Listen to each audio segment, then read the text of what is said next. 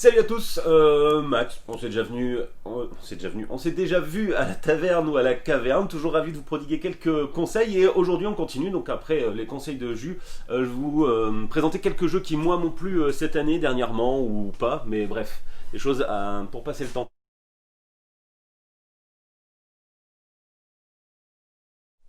Deadlines, un jeu un petit peu à l'esprit de Timelines où on va jouer sur trois concepts, la date de naissance, la durée de vie et la date de décès de personnalité.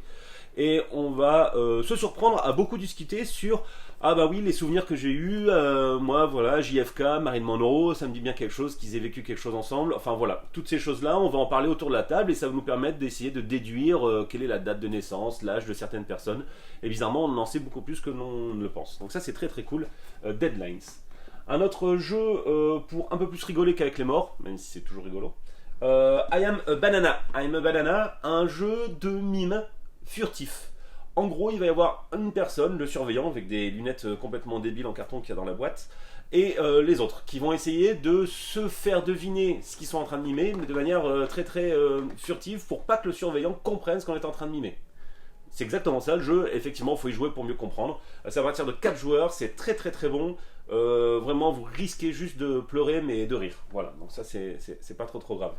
Voilà, on continue par là. Martin, tu me suis? Hop, juste là. Un truc vraiment fantastique, la clé.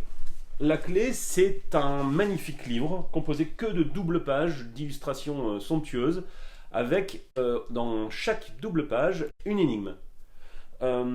Ces énigmes, elles sont non, il n'y aura aucune indication sur comment les résoudre. Il n'y aura pas de, pardon, il n'y aura pas de d'explication. Il n'y a rien du tout. C'est juste un livre si on le prend comme ça. Juste au dos, on vous explique qu'il y a quelque chose, des choses à comprendre sur chacune des pages. Euh, il y a aussi des choses écrites à l'encre visible. Voilà, il y a toute une communauté sur Internet, sur Discord, pour essayer de résoudre les énigmes ensemble. Quand on pense avoir une piste, etc., pour essayer de la partager.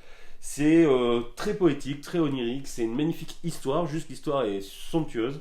Et voilà, un très très très très bel objet, et voilà, ça change un petit peu des escape games à la Unlock, etc., qu'on commence à bien connaître, toujours aussi bien. Et on continue par là. Hop. Je parlais donc d'Unlock récemment et rien à voir mais un peu pareil quand même. On va avoir Détective. Détective, c'était auparavant un gros jeu bien complexe d'experts où c'était toute une suite d'enquêtes. Il fallait vraiment rester accroché, plusieurs enquêtes à la suite. Et c'était très prenant, fantastique, vraiment fantastique. Il a gagné plein de prix et c'est normal. C'était vraiment génial. Mais ça demandait beaucoup de choses aux joueurs. Ici, ils viennent de sortir Détective saison 1 avec 3 enquêtes à l'intérieur qui mettent chacune environ 1 heure et demie à être résolues. C'est très prenant, il y a tous les mêmes outils tous les outils qu'il y avait dans Détective, c'est-à-dire un espèce d'intranet, il va falloir se connecter sur internet, on va utiliser Wikipédia, on va utiliser Maps, bref, il va y avoir beaucoup d'informations à chercher sur internet. Il y a une petite phrase qui résume très bien la sensation qu'on a au dos de détective, c'est vous ne jouez pas l'enquêteur, vous êtes l'enquêteur. Et c'est vraiment cette sensation-là qu'on a. Très rapidement, on arrête de jouer et on a envie vraiment de résoudre ces enquêtes.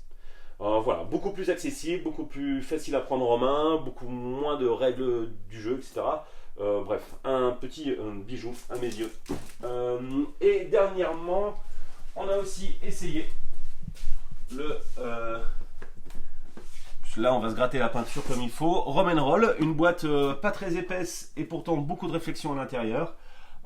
C'est du roll and write. On va récupérer des dés. Grâce à ces dés, on va récupérer des ressources. On va faire certaines actions. La règle du jeu est très bien écrite. Le résumé de chacune des actions sur le plateau de jeu personnel de chacun des joueurs. Un jeu asymétrique. On a envie vraiment de rejouer malgré la prise de tête de chacune des parties. C'est très très prenant. C'est très agréable. On va construire des bâtiments, il va y avoir beaucoup d'interactions, on va se déplacer sur le plateau de jeu. Ça va être une vraie bonne nouvelle expérience du roll and write, mais on est quand même dans le niveau un petit peu plus balèze que des roll and write un peu plus voilà, facile et commun que vous avez sans doute peut-être déjà essayé. Mais ça vaut vraiment le coup de s'y arrêter. Roll and roll, un très bon roll and write. Voilà.